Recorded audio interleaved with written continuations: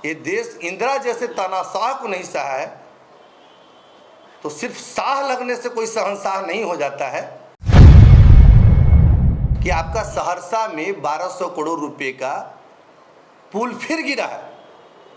क्या बिहार में ईडी का कार्यालय नहीं है? काले धन का लिस्ट स्विस बैंक से ये जारी करते थे। आज अपना इनका जो चंदे का लिस्ट है उसको एसबीआई को छुपाने का अनुरोध करना पड़ रहा है। जो कल चौकीदार था आज रंगदार की भूमिका में आ चुका है।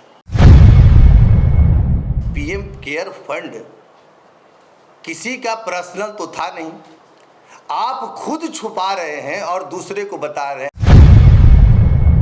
सृजन घोटाले के मुखिया जो नीतीश कुमार हैं आज फिर से भाजपा में जाके मुख्यमंत्री बने। पहले तो आज बिहार दिवस की संपूर्ण बिहार वासियों को हार्दिक बधाई। आज का प्रेस वार्ता जो हम लोग बुलाए हैं दिल्ली के मुख्यमंत्री अरविंद केजरीवाल जी के गिरफ्तारी के विरोध में, हम लोग अपना जिस तरह से ईडी का दुरुपयोग करके गिरफ्तारी किया जा रहा है, जिस तरह से कोर्ट को नज़रअंदाज किया जा रहा है, उसके विरोध में हम लोगों ने अपना पक्ष रखने के लिए प्रेस वार्ता का आयोजन किया है। आज जिस तरह से देश का जो कल चौकीदार था आज रंगदार की भूमिका में आ चुका है। जिस तरह से रंगदार किडनैपर की तरह भूमिका में होते हैं उस तरह से अपने ईडी, सीबीआई और तमाम संस्थानों को इन्होंने आज रंगदारी की फिरौती वसूलने के लिए इन्होंने लगा दिया है। जैसे तमाम आपके मुद्दे होंगे, आपने देखा होगा पहले काले धन का लिस्ट स्विस बैंक से ये जारी करते थे। आज अपना इनका जो चंदे का लिस्ट है उसको एसबीआई को छुपाने का अनुरोध करना पड़ रहा है। सुप्रीम कोर्ट के तमाम फटकार इनको पड़ रहे हैं, तमाम इनको कनेठी दिया जा रहा है, तब जाके इलेक्ट्रल बॉन्ड वाला जो मामला है वो सामने आया है। उसमें यहाँ तक गाय के माता जो मानते थे उस बीफ का चंदा ये खाए हैं, इंजेक्शन बनाने वाली कंपनी का चंदा ये खाए हैं, कफन का चंदा ये खाए हैं। तमाम लोग जो एक कफन बेच करके जो राजनीति करने का मकसद होता है। दूसरी बात, इन्होंने पीएम केयर फंड का बोला हम देश को जानकारी नहीं देंगे। पीएम केयर फंड किसी का पर्सनल तो था नहीं, आप खुद छुपा रहे हैं और दूसरे को बता रहे हैं। अरविंद केजरीवाल जी का मामला ये है कि शराब घोटाले का, कि शराब घोटाला इन्होंने किया है। आज अभी आपको 1 घंटे 2 घंटे पहले की मामला है कि आपका सहरसा में 1200 करोड़ रुपए का पुल फिर गिरा है। क्या बिहार में ईडी का कार्यालय नहीं है? क्या 1200 करोड़ रुपया वो गया कहाँ? आखिर उसमें चंदा लो धंधा करो वाले कौन हैं? आखिर सृजन घोटाले के सूत्रधार बालिका होम्स जो शेल्टर होम कांड था उसके तोंद वाले मूछ वाले, नाम तो जानते ही होंगे, आज मिनिस्ट्री बन गए हैं राज्य सरकार में। सृजन घोटाले के मुखिया जो नीतीश कुमार हैं आज फिर से भाजपा में जाके मुख्यमंत्री बने। 70,000 करोड़ के जो घोटाले किए थे अजीत पवार, वो जाकर के भाजपा के वॉशिंग मशीन में धुल करके फिर उनके साथ हैं। तो भाई इस तरह से रंगदारी करके आप लोकतंत्र को नहीं चला सकते हैं। आप जो रंगदार की भूमिका में हैं, ठीक है, ये तलवार अभी आपके हाथ में है। और जहाँ तक चुनाव इलेक्शन कमीशन की बात है तो इलेक्शन कमीशन तो द्रौपदी की तरह है। आज इलेक्शन कमीशन की भूमिका द्रौपदी की तरह है। आज इतनी घटनाएं हो रही हैं, इलेक्शन कमीशन चुप है।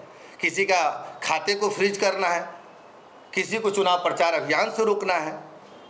ये आक्रोश एक दिन उन्हें भारी महंगा पड़ेगा। उन्हें लग रहा है कि अभी हम तानाशाह की भूमिका में हैं। ये देश इंदिरा जैसे तानाशाह को नहीं सहा है तो सिर्फ शाह लगने से कोई शहंशाह नहीं हो जाता है।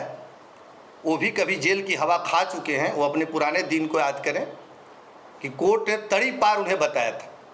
अरविंद केजरीवाल को बार बार सम्मन दिया जा रहा था, वो हाजिर नहीं हो रहे थे और फिर इसके बाद जो है जो ईडी का एक्शन हुआ है कल, तो इस पर क्या रिएक्शन देंगे? बार बार हाजिर होने की जहाँ तक बात आप लोग कर रहे हैं कि बार बार हाजिर होने की बात थी, तो ईडी खुद कोर्ट गई थी।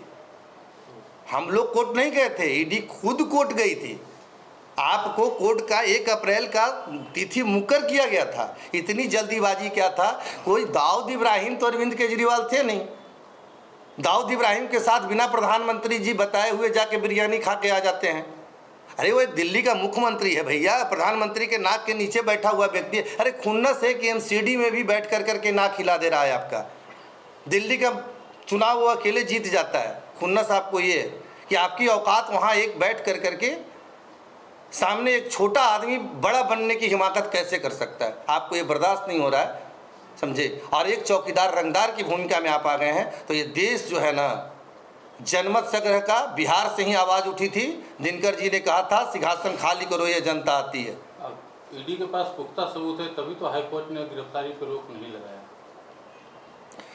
भारतीय संविधान में ये अंकित है कि पुलिस के वेरिफिकेशन के आधार पर न्यायिक प्रक्रिया जो है वो सालों साल चलती है। पुलिस जो रिपोर्ट करती है उस पर फर्स्ट इंप्रेशन पे उस पर एक्शन होता है और तत्काल वो जेल भेजा जाता है।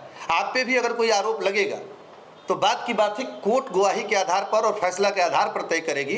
कोर्ट ने ये नहीं कह दिया है कि ये सब व्यक्ति चोर है। आम आदमी और मुख्यमंत्री में फर्क होता है सर। बिल्कुल बिल्कुल, लेकिन आम आदमी सबूत नहीं रहेगा तब तक कैसे होगा? बिल्कुल, मैं बता रहा हूँ। संजय राउत की प्रक्रिया को आप और ध्यान से देखेंगे पीछे, संजय राउत को भी गिरफ्तार ईडी ने किया था, आप लोग की जानकारी में होगी। और उसमें सुप्रीम कोर्ट ने कहा था कि आप लोग गुंडे की भाषा, गुंडे की तरह काम कर रहे हैं। ईडी को किया था, सुप्रीम कोर्ट की टिप्पणी है, मेरा टिप्पणी नहीं है। और उसके बावजूद भी बेशर्मी की हद को आपने पार कर दिया। बात क्या है कि जनता को ठगते ठगते, अब जिसे बोले थे कि आम आदमी को चप्पल वाले को, हवाई चप्पल वाले को हवाई जहाज चढ़ाएंगे, आपने हवाई चप्पल तक उतरवा लिया। क्या किया?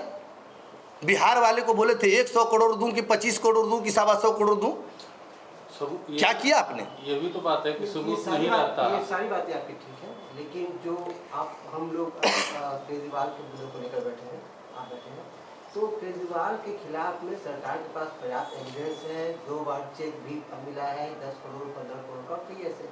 तो जो न्याय प्रक्रिया है, उस न्याय प्रक्रिया के तहत अगर केजरीवाल को कोर्ट ने अरेस्ट करने का ऑर्डर दिया है, इसमें दिक्कत क्या? कोर्ट ने कहीं भी अरेस्ट करने का ऑर्डर नहीं दिया है। 1 तारीख को कोर्ट की तिथि मुकर थी। इसी पर सवाल हम लोग उठा रहे हैं, इतनी जल्दीबाजी क्यों? जब 1 तारीख को कोर्ट, दिल्ली का मुख्यमंत्री कहीं भाग सकता है क्या? जब 1 अप्रैल को तिथि मुकर थी, अगर कोर्ट जेल भेज देता, हम लोग को न्यायपालिका पे भरोसा है और न्यायपालिका न्याय करेगी, ये भी बात समझिए।